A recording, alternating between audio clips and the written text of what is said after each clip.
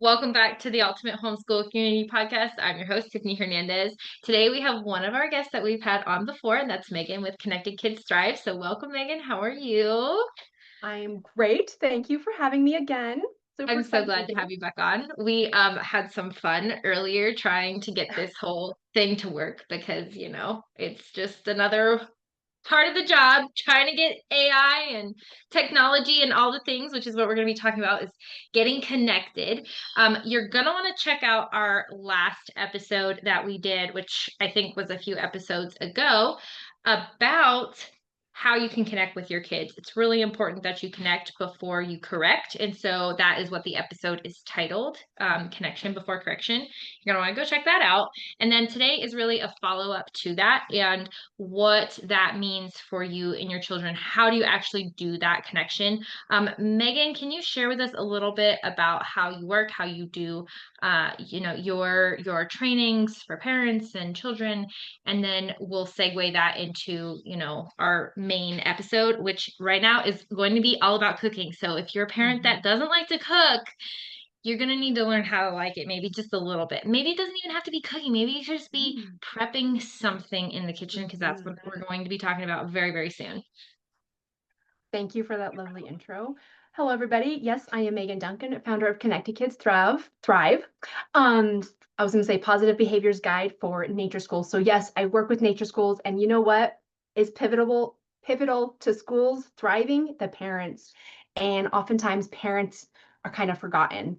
And not only do parents need a loving community at whatever kind of program their kiddos are going to, but parents also need resources. They're isolated more than ever, and parents are looking for those resources. And so that's what I get to do. I create resources and training and coaching for parents. So my background is I'm a foster mom.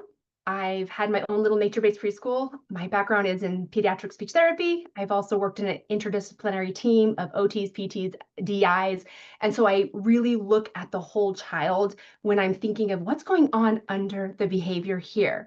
And so I help the adult guide in that environment, really kind of see that also. And also how their own behavior contributes to that child's behavior, because behavior doesn't happen in isolation. It's always invited by something in the environment. And when we think of environment, and I love working with schools with this because oftentimes there's this preconceived notion that environment is just the trees and the babbling brook and the fire and the fort. That's half of the environment. The other half of the environment are the people, the beings in the environment. So things and beings, and both contribute to that environment, both contribute to that child's behavior. And so what I love about this work too, when I work with parents or schools, is when we can focus more of our efforts in what I call upriver, then there's less opportunity for dysregulation, defensive dignity, repair, overcorrection, all that stuff, middle river and downriver. So when we can make sure we're equipped, we're feeling buffered and fortified, we've got strategies, we're understanding the kiddos, we're making sure that we're meeting those two essential needs of connection and capability. Those are the two buckets I talk about a lot. When we're doing more effort there, upriver, then there's, again, a lot less need for that quote unquote attention seeking behavior because it's being met. Those needs are being met. And what's amazing about that is when those needs are being met, when there are, learning opportunities middle river, the kids, they're topped off. They don't have to feel like they have to defend their dignity because that underlying need is being met. So their guide can come and, co-create this learning opportunity with them. So, what I and how this and Tiffany, jump in if I'm jumping around too much, but Oh, you're how this good. ties Keep going. how this ties into cooking is that it can be an absolute upriver strategy for your family. And I absolutely believe that cooking with our kiddos is the biggest bang for our parenting buck. And so I do teach a lot of ways how to bring it back to baseline to where both parent and child can be successful. Yes, our goal is that our kiddos stay in there with us 45 minutes. We create this beautiful meal. We clean it up together. We have this beautiful dinner, candle, all the things. We clean that up together. Like the goal, that's the idea, but we need to start where you and your child can be successful so that it can end in success. And I have, again, a myriad of ways that we can do that. And we can circle back to this piece later, but I also have a resource called Bridging the Gap. And what that does is it helps schools invite the children to think about their learning for the day and pick something in whatever domain of academic that the child feels inspired to continue on. Take that into the home with their parent, bring it to life in the kitchen with their parent. And it can be tiny, tiny, or it can be extravagant, whatever that is, but we're bringing that learning to life within those two buckets of connection and capability. So that's a really fun resource that the schools that I work with are, giving their parents and making that connection back with parents of their school. And so for our purposes here today, I guess, I mean, do you have anything you want to invite me to talk about first, or you want me just to launch right into Oh, there's strategy? so many things. I have Okay. so many things. Okay, Okay. so I think a lot of parents, like where we're at specifically, is, we've got lots of age groups that we're trying to work with all at the same time. And those skills in the kitchen can look different because, okay, you've got the 3-year-old wanting to do the same thing that the 10-year-old is doing, and that's not necessarily always possible. And then it becomes this whole, well, but I want to, and I'm upset because I'm not getting to. And so then you have competition and it can become a challenge. So then to just avoid all the issues altogether, it's like, yeah, no, I'll just do it Mhm. because I don't want to deal with the extra behavior challenges that come from, well, I want to do what Susie's doing and but I'm not big enough, so I'm going to muster my way through to do it. I don't know if you've Mhm. seen that or dealt with that or not. But then also the other thing is, okay, let's say for the parents who are really like strapped for time and maybe they do still need to work from home. And so how do they still make it available without maybe having as, I don't want to say as much involvement, but as much time that's needed to prep everything and get it ready? I would just say, like, how can we get a really, really basic, like maybe it's okay. So we buy the rotisserie chicken and we're just cutting it up together versus like Mhm. making the whole thing from scratch. Or like, okay, we're just seasoning the vegetables that were frozen or something and we're sticking it in the oven to warm up versus like prepping them from cutting the green beans and stringing them and all of that. Um, Yeah. and then dealing with the different age groups, I feel like is a big one. Yes, I love all that. Such great, important considerations. So I think you're absolutely spot on. I invite all parents that are really leaning into this that I work with to just start simple, even if that is buying cookies that you just break and you set on the pan. Like truly, truly the tiniest, simplest tasks that can end in success. So if that's sprinkling seasonings on whatever it is, the rotisserie chicken or crumbling up the rotisserie chicken, absolutely. The goal is connection. It's not even skill building. We can't even skill build unless connection is there. So that's what a parent, I invite, that's what a parent should really look at their own energy, see where they're filled up with capability and connection first, right? And then if they've got 10 minutes they can give, which one child can I invite into the kitchen, or two, or whatever that looks like, and where can we be successful? What task can I give them to load up their two buckets of connection and capabilities?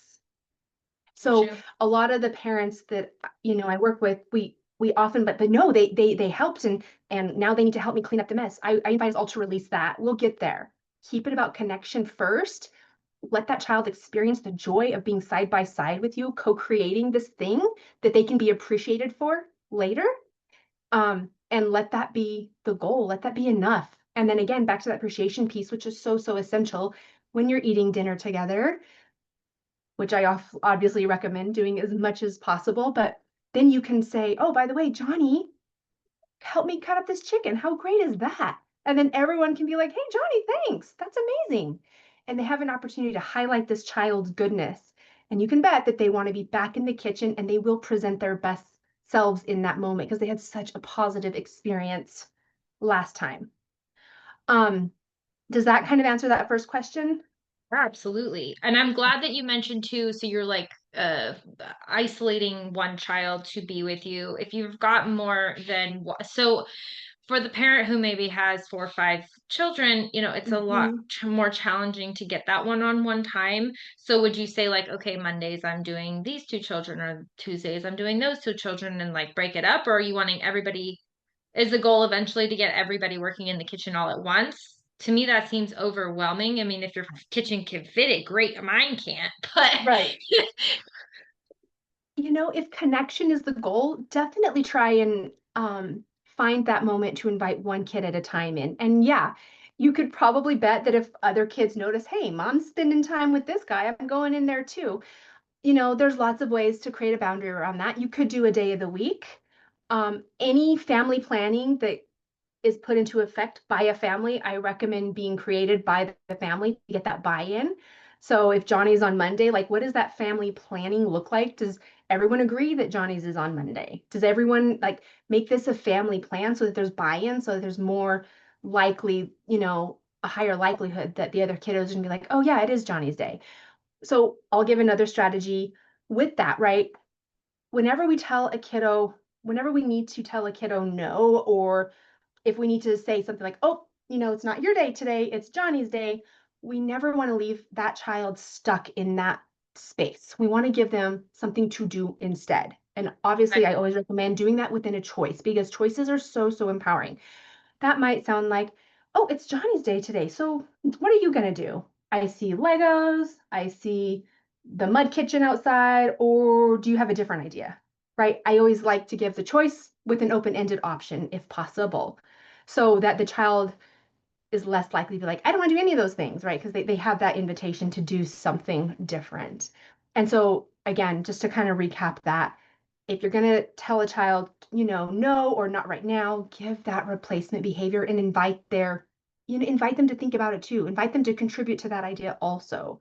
And that's a moment of connection for them.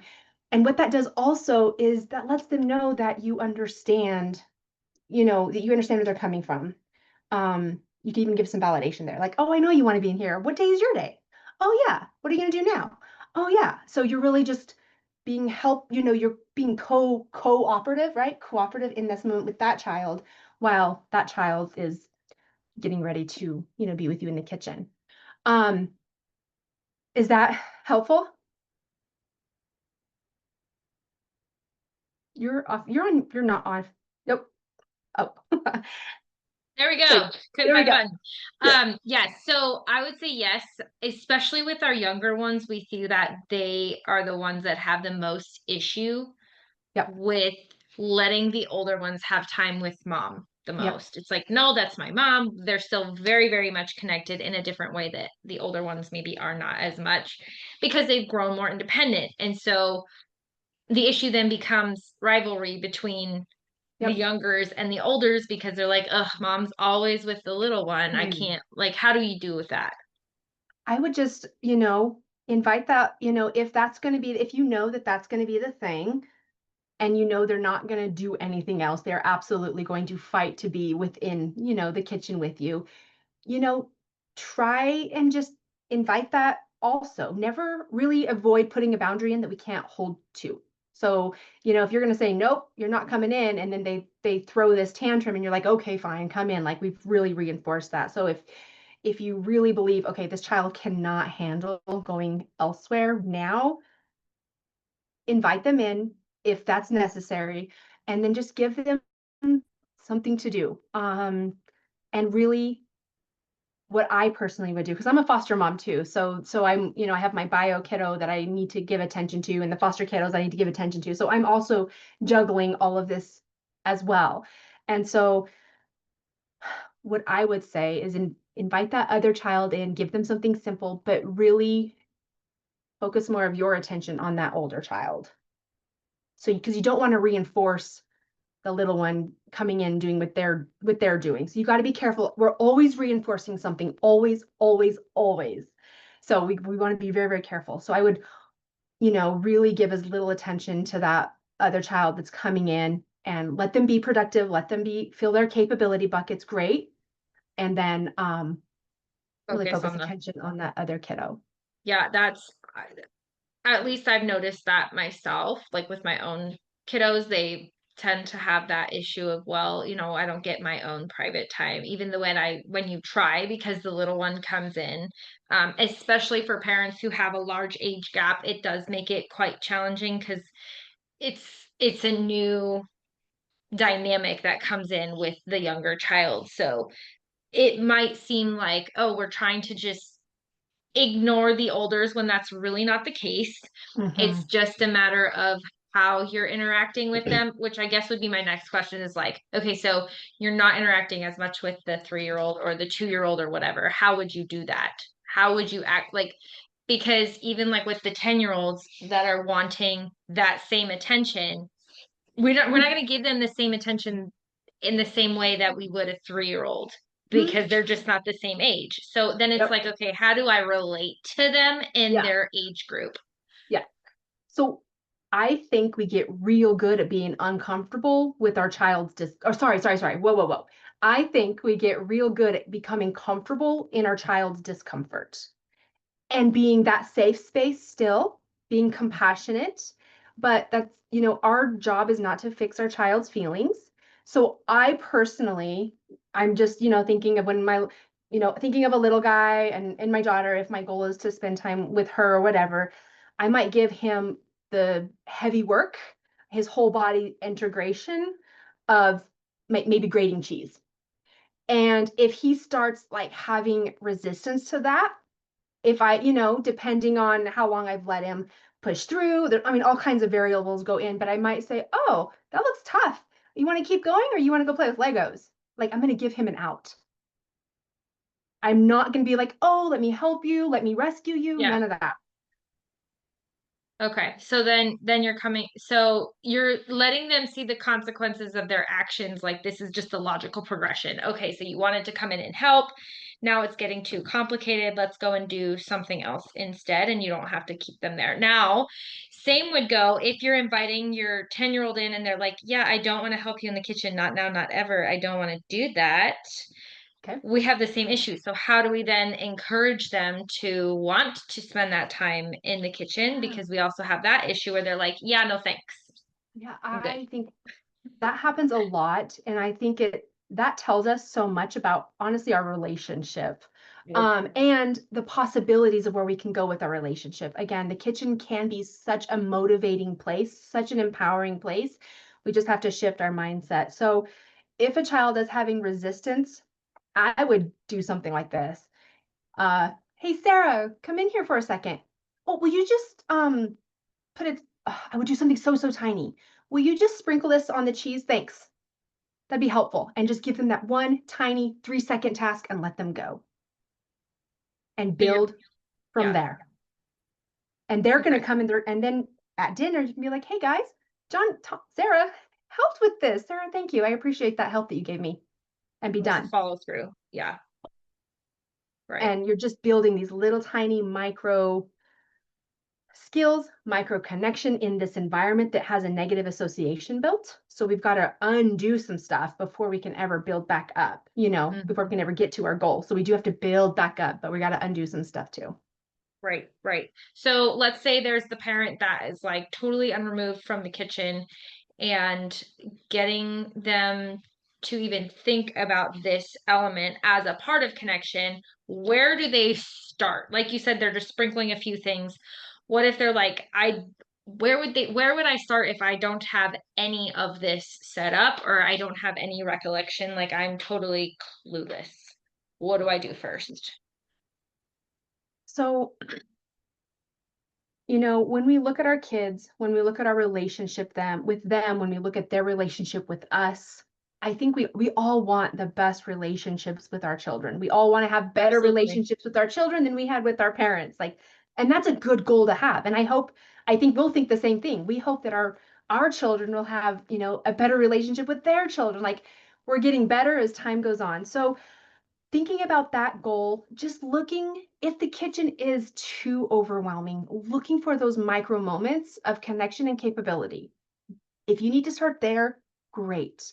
So that could be, this is the sign for I love you. My kiddos, including foster kiddos, we probably do this 50 times a day. Just a quick, no words, a pass by. Sometimes we touch and give a I love you hug. And we have one particular little foster guy, we have him a lot. And I know that if I need to ask him to do something hard for him, I'm going to go over and give some extra connection so that he has those buckets filled so that he can be successful with doing that hard thing I'm going to ask him to do. Mm-hmm. And I know if I ask him to do something hard and he melts, I'm like, dang it, I didn't fill those buckets first. Now Mm-hmm. he's in a place where he's fighting to defend his dignity.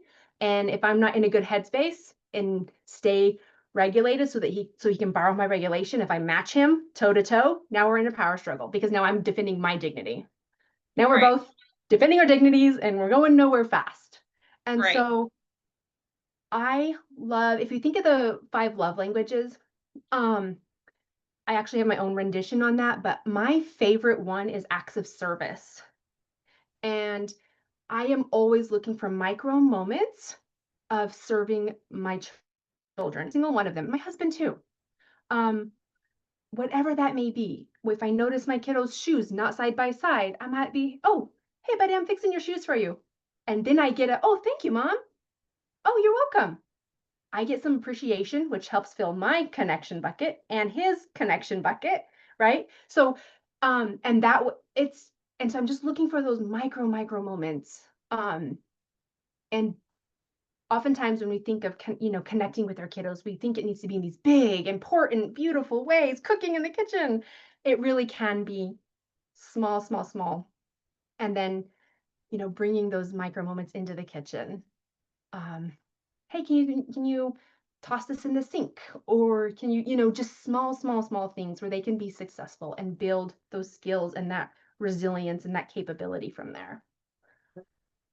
You mentioned about doing, things that they might like to do too, which of Hmm. course sweets is usually a big one for most children to deal with baking or cupcakes or like getting ice cream together, starting with something that's maybe more of a sweet treat at the Yes. end versus getting them in where it's the nitty-gritty raw chicken that has to go in the oven, right? So it's like, okay, you Yes. can even start at the end of the meal where you maybe would not initially want them in there, but can you maybe talk about some of that as well, like some of the different ways in which the parents and the children can make these connections and have these small pieces? Because I think sometimes too, it's like, okay, I've gotten my kids in, I don't maybe feel like I'm connecting with them well, or I'm not actually making that connection with them. How do I go ahead and do that with them in these small moments? Like, am I doing it right? I don't know.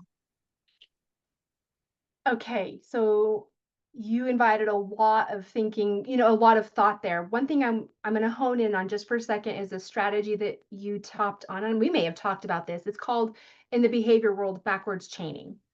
And it's where you start exactly as you said at the end so that they can finish, quote unquote, the task and feel so great about it. So it gives them that association that, hey, I can do this, I can finish this. And I think the last conversation we had was doing the silverware.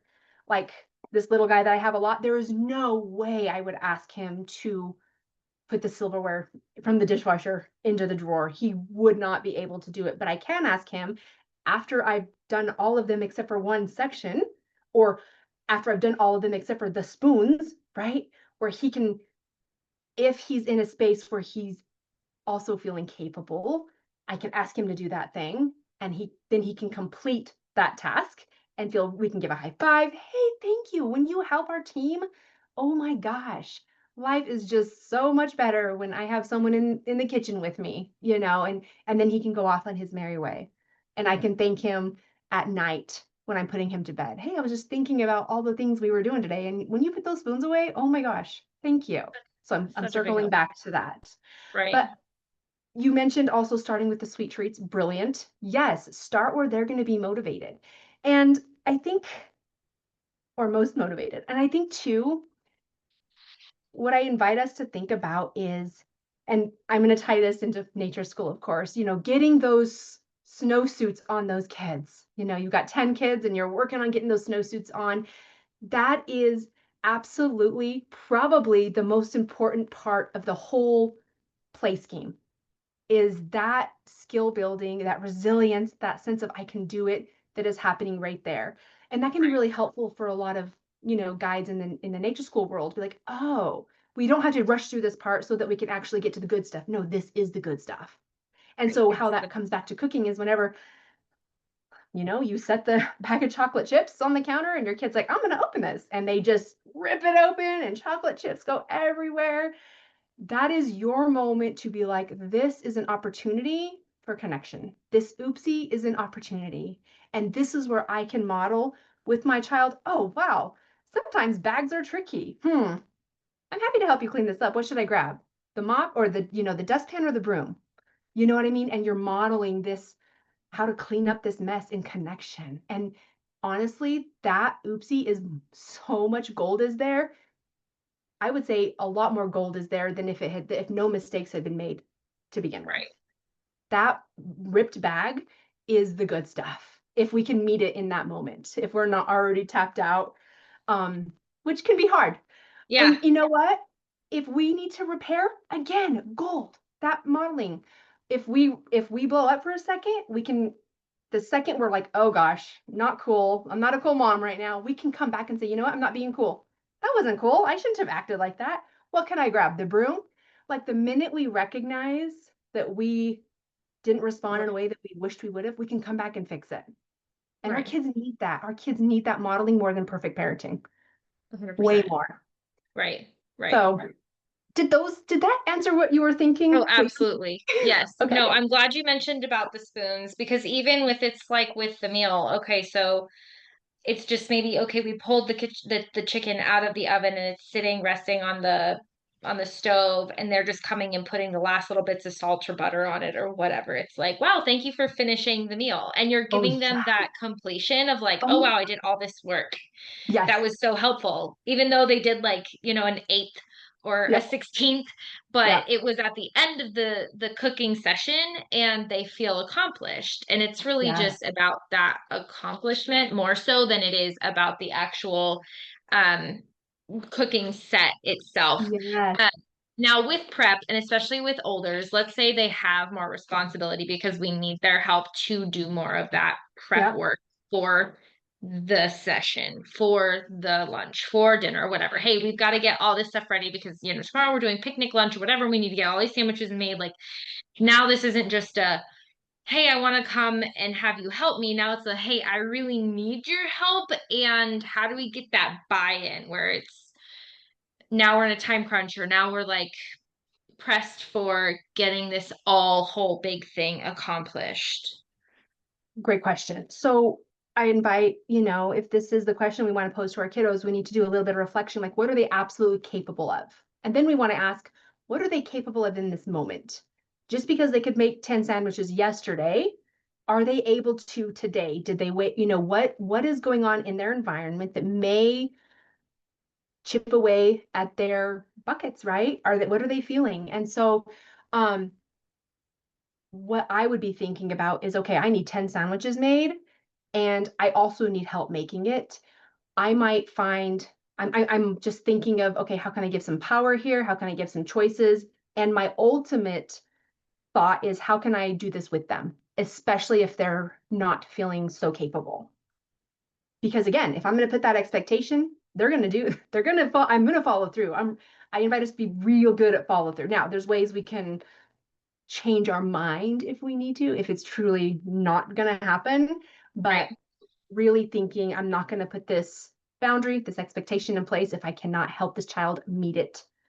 And that, if we can't do that, don't just do the sandwiches yourself for sure. Because Right. again, Right. nothing's neutral and we're reinforcing everything. So Right. yeah, I would be looking for maybe not doing the laundry or whatever we were going to do. My child needs, I've already asked them to do 10 sandwiches. Now I'm going to come in and offer, hey, do you want some help doing those sandwiches? I have some time. What should I grab? The bread or the peanut butter? And then just giving them, when we offer those choices, we're giving them power.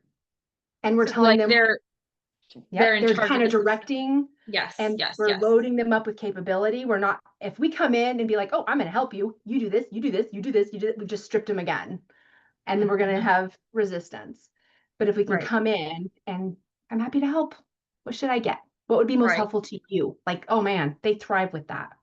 right. So and in this situation too, it's like, okay, you're letting them be in charge of the task of getting these sandwiches together. And yes, that was something that you essentially needed to have done for the whole family. But it's like, hey, I'm giving this to you to direct. Maybe you have your sibling come in and help if they're Mhm. capable of doing that. If Mhm. we're not, if we have the time. And then, like you said, dropping another task to come over and help that's always like, oh, but I got to get this because I'm like Mhm. late on that, or there's always like Mhm. something last minute that has to change or shift. And so making sure that we're being mindful of, okay, well, I can maybe wait to do laundry till we come back and I can step in and do this instead. um Mhm. that's another way, like you said, to give them that power, but also then to show them that you're not just using them, you're trying to empower them and give them that boost of confidence that they can be in charge and they can do this thing and they can have the Yeah. task done and be Yep. successful. We just have to be careful and not tell them that, broccoli is good for them. No one wants to hear that broccoli is good for them. That's going to invite no one to be like, oh, yes, thank you for telling me. I'm just going to Right. gobble it up. If we tell them, it's good for you to come in and do this stuff and all that, it's going to invite resistance. I Of think something course. that I have found also very effective is um, if I'm carrying, if I need my kiddo to make those 10 sandwiches, hopefully I've let them know beforehand so they know what's coming up. And I always want to be busy. I mean, and you and I talked about this before. Our kiddos likely, I remember if we all go back to our childhoods, we probably think our mom and dads didn't do much of anything. I remember, Oh, my mom yes. slaved for us. Now I know that. I thought she did nothing. Yes. I thought we did Yeah. everything. And Yes. so I'm always thinking of that. And so, sometimes what I do too, and I'm like throwing two strategies here, I'll be like, oh, those 10 sandwiches need to be made. Did you want to do those or do you want to swap tasks and do the laundry? That gives them a choice and they're like, oh, I'll do the sandwiches. That's really, really powerful. Um, and also with that, hey, those sandwiches need made. I'm doing laundry. I'm doing, I'm gonna do a couple loads of laundry while you're making those. High five. You're not asking permission or anything. You're just letting them know, hey, I'm busy too. I'm working for Right. the Like family I'm doing too. something while you're Yeah. doing something. Right. Yeah. And then if Yep. you come in and it's like, oh, hey, I got done with the laundry faster than Yes. I expected. Do you still need help with those sandwiches? I can come in and step in. Girl. What do you still need help?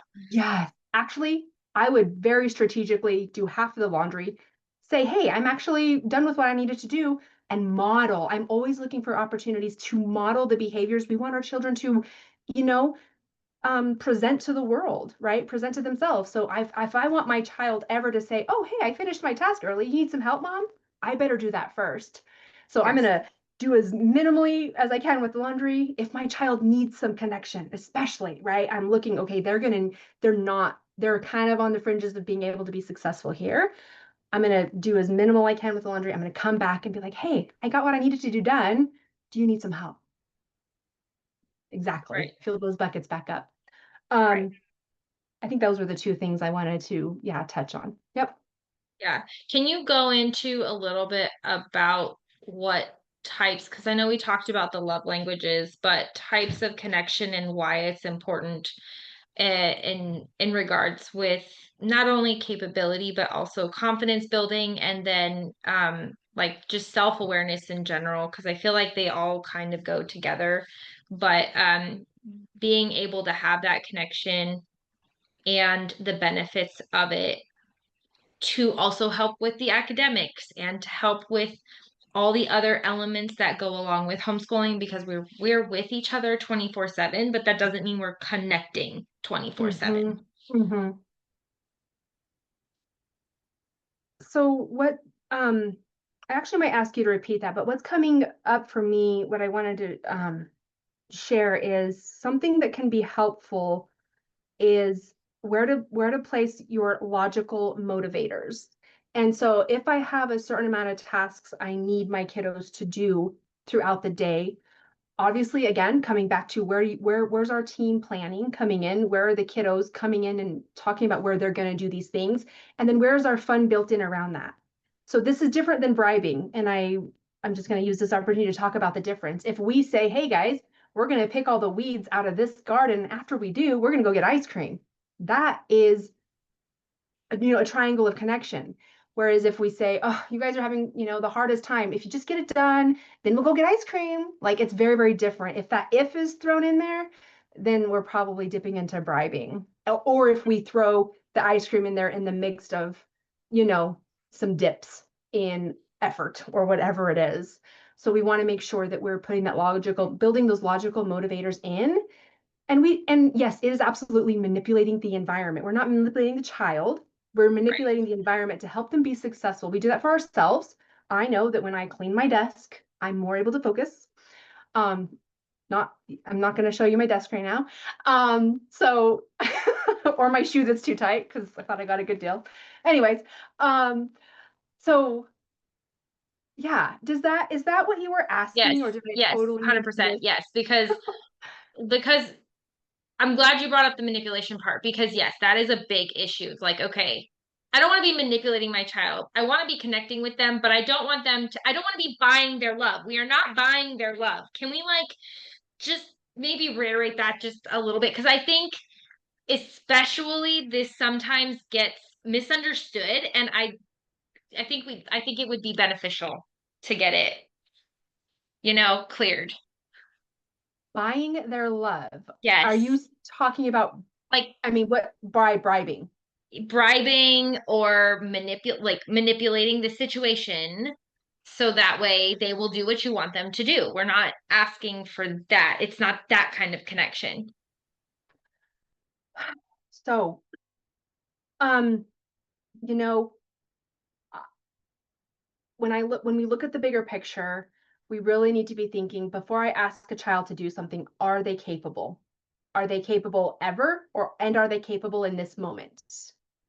So we want to make sure that that piece is clicked in first. So then if we just think about that, then we can also think, okay, what can we build in? And we can even talk about it as a team. After the garden bed is all we did, what do you guys want to do? Jump in the pond, go for ice cream, or whatever, like build, like get that buy-in too. Um, and so, yeah, I don't look, I mean, definitely, we can definitely talk more of buying love. I don't feel for myself that is buying love. So we can dig into that a little bit, and that's a really important framing that we need to maybe look into.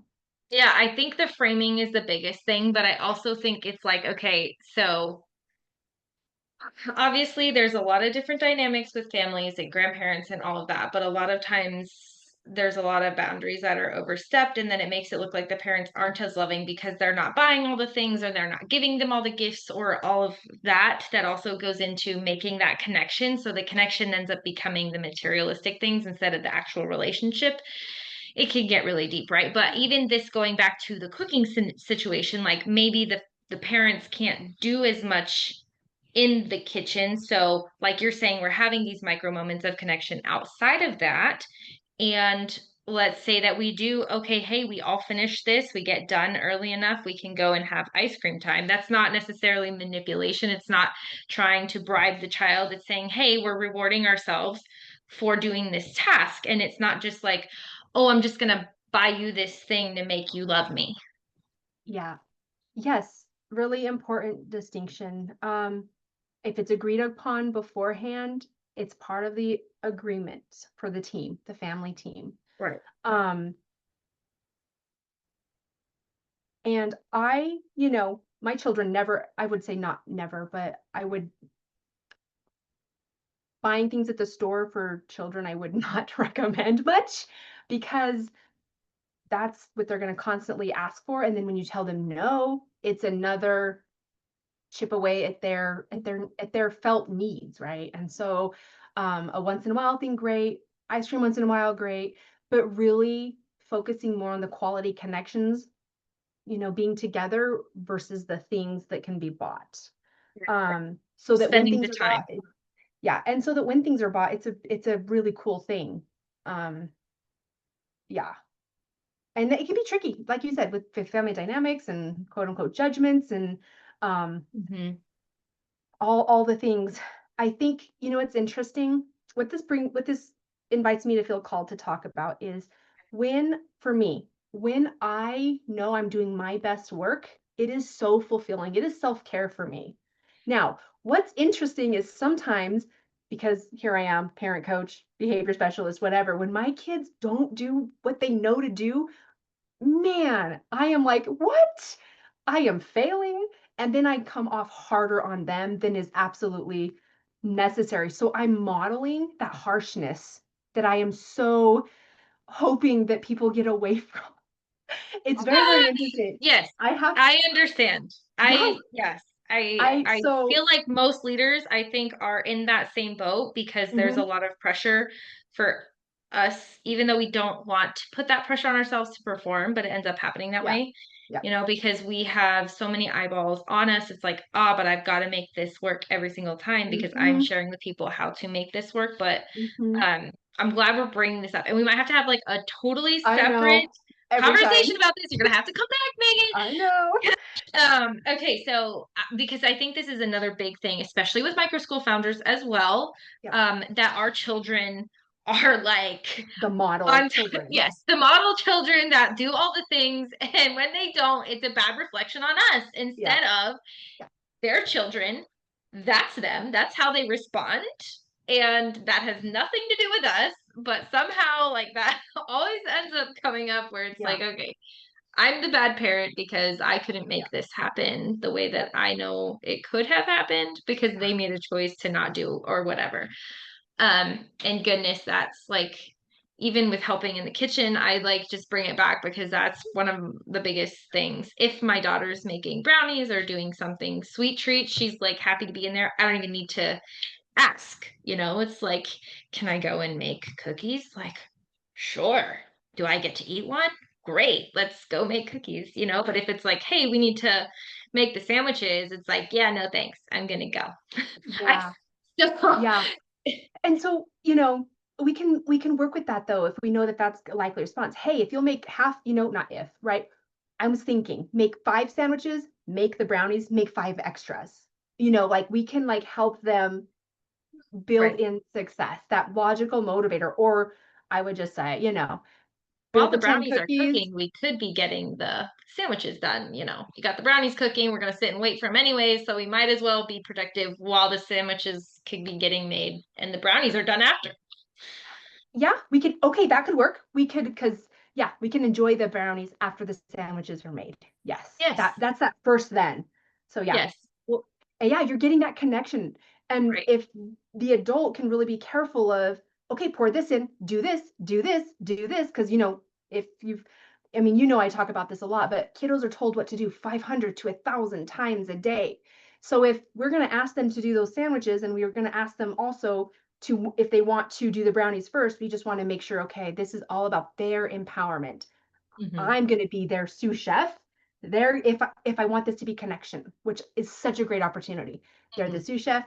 They're telling me the things that need to be done. I'm just doing it. It's Right. we're How do you need help? playful.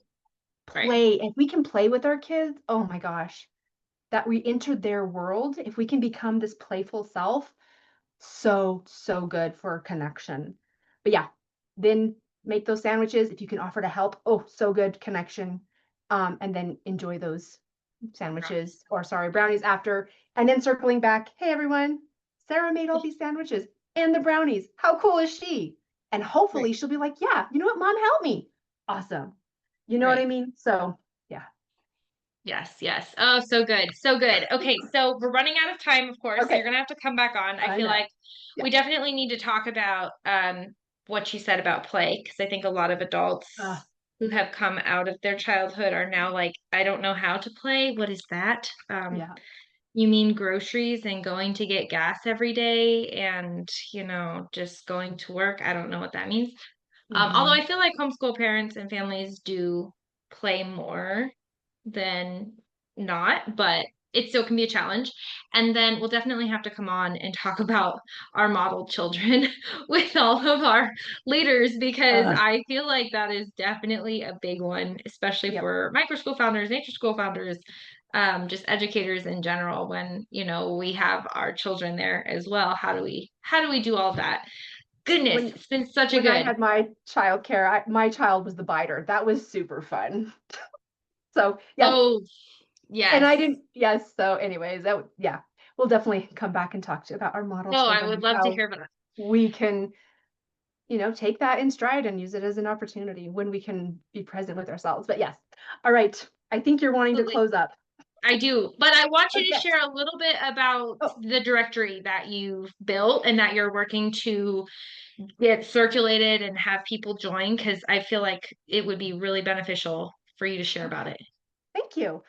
Um, and then I'd love to share about my Connecting in the Kitchen method parenting program. I'm just going to Yes. throw that out there too. But so for the directory, I built this amazing space where people who are thinking about starting a little nature school can find their guide, whether they're interested in a Waldorf approach, a full-on forest approach, a Montessori approach. They can go to the directory, read, all the founders that are there and find their guide. Because I get people coming to me a lot that say, "Hey, I want to start my own school. How do I do that?" I could go in that direction, but I want to focus on behavior. I want to focus on equipping nature schools because 250 kiddos, preschoolers, are suspended and expelled every day from preschool in the US. And, nature schools are not immune to this. That it happens in nature schools too. And also, nature schools are just uniquely equipped to take these kiddos and give them what they need. No walls, and guides that truly understand behavior. And that's what I do. I work with teams. I work with nature school teams so that they can really understand behavior, see their own contribution to behavior. I can help them look at those upriver strategies, middle river, downriver, and then after we get to do that, they're certified in our approach. And then they get to go on the directory, and then their guide, people can find them because even nature schools have to shut down sometimes because they're burnt out, the turnover, the termination, it Mm-hmm. happens. And so Mm-hmm. my goal is to equip 250 schools this year, actually, and just turn that number on its head of 250 school or preschoolers being suspended and terminated. Wonderful. Um, yes, so that's the directory. And then my Connecting in the Kitchen method. It is everything that I talked with you about and more today. It's a parenting program, and it's all about using the kitchen as this beautiful, motivating space. And if you're not there yet, backing up, where can you and your child be successful? And of course, the one-on-one coaching, or not the human coaching, which is the most important piece. Um, Right. so that is that piece. And if people want to reach out to me, connectedkidsthrive.com. And Perfect. yes, I am We'll there. put them in the show notes. Thank you. Awesome, awesome. Everything will be in the show notes so you can make sure that you can see what we have available for you there. Thank you so much for joining. As always, it's always a pleasure, and I feel like we could just talk and talk and talk and talk. Girl. Yes. But we'll close it Thank you out for for having me. now. Yes. Until next time, happy homeschooling, everyone. Thank you. Bye, everybody. Thank you.